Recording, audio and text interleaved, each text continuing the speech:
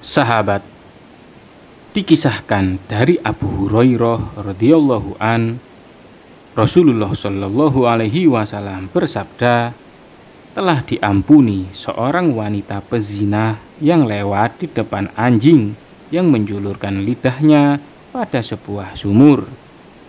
Dia berkata, anjing ini hampir mati kehausan.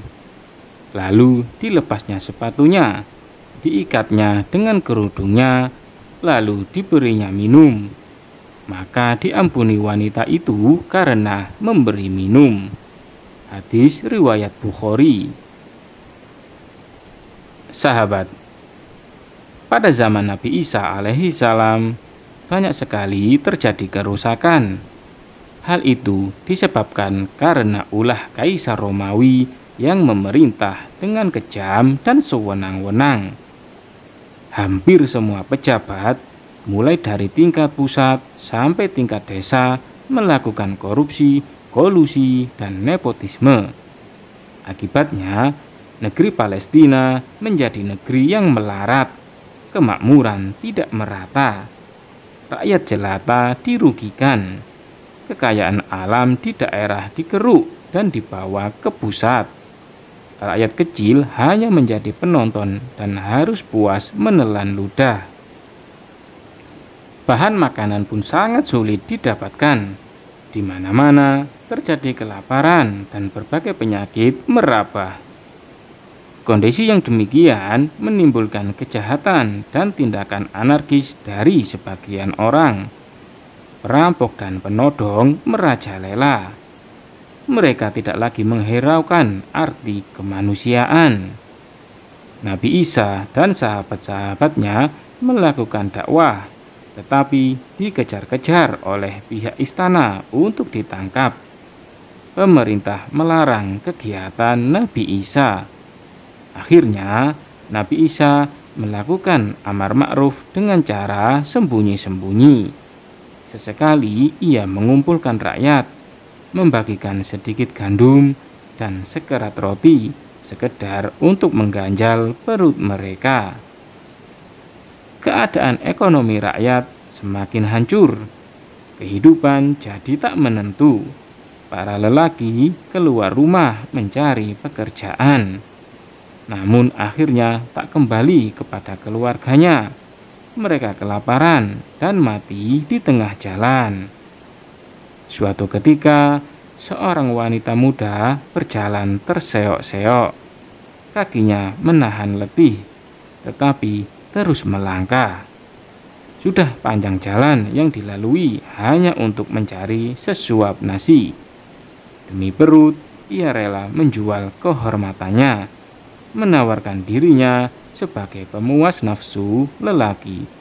Ia menjadi pezina dengan tarif yang sangat murah. Sebenarnya, wanita muda itu menyimpan kecantikan, tetapi wajahnya lebih tua dari umumnya. Maklum, dirinya diterpa panas matahari dan diguyur hujan. Sepanjang waktu, angin yang membawa debu pun menerpanya. Wanita itu mengalami penderitaan hidup yang sangat pahit. Ia sudah tidak mempunyai keluarga, kerabat, dan sanak saudara lagi. Ia juga tak punya rumah untuk berlindung dan berteduh. Hidupnya ada di kolong langit. Banyak orang yang sinis dan menjauhinya. Mereka merasa enggan dan jijik bergaul dengan pezina. Meskipun mendapat perlakuan yang kurang menyenangkan, sang pezina itu tak peduli. Agaknya, penderitaan dan pengalaman telah mengajarinya untuk tidak menghiraukan sikap sinis orang lain. Pelacur itu berkelana dari suatu tempat ke tempat lain. Setiap lelaki yang dianggap mempunyai uang dihampiri dan dirayunya. Semua itu dilakukan hanya untuk menyambung hidup. Sebenarnya, wanita itu menyadari bahwa perbuatannya merupakan dosa besar. Tetapi, keadaanlah yang menjerumuskannya ke lembah hitam. Wanita itu terus berjalan dengan harapan ada lelaki yang mau diajak kencan dan memberi imbalan sekedarnya. Kakinya telah letih dan lemas, perutnya melilit karena lapar, tenggorokannya kering kehausan. Sudah beberapa hari ini perutnya tak terisi apa-apa. Jalanan yang ditapaki cukup sunyi. Tak seorang pun dijumpainya, hanya angin gurun yang tak henti-hentinya menerpa kulitnya. Entah telah berapa mil ia berjalan.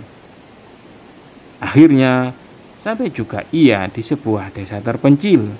Keadaannya sunyi dan gersang.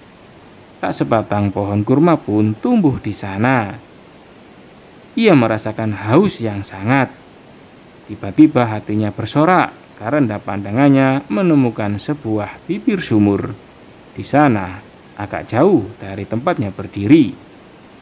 Pelacur itu melangkah kembali menuju sumur tua. Ia berharap di dalam sumur itu ada air yang dapat menyejukkan tenggorokannya.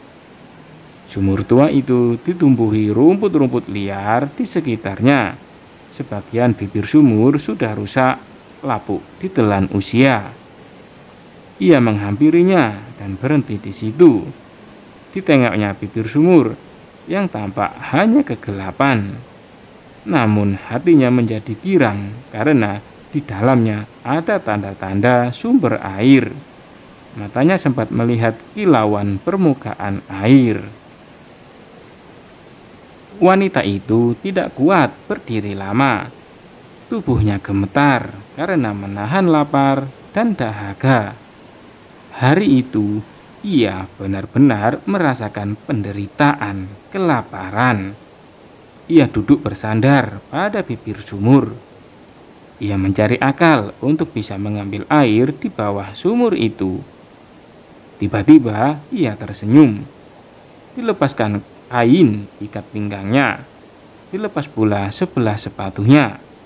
Ujung kain itu kemudian diikatkan pada sepatu untuk menciduk air di dalam sana. Meski tubuhnya gemetar, ia berusaha untuk berdiri. Air pun terambil ke dalam sepatunya. Dengan sisa tenaga, ia menarik tali kainnya ke atas. Dilakukannya secara perlahan-lahan agar air di dalam sepatu itu tidak tumpah. Ia berhasil. Sepatu yang berisi seteguk air itu dipungutnya dengan tangan kiri. Ketika hendak minum, tiba-tiba datanglah seekor anjing.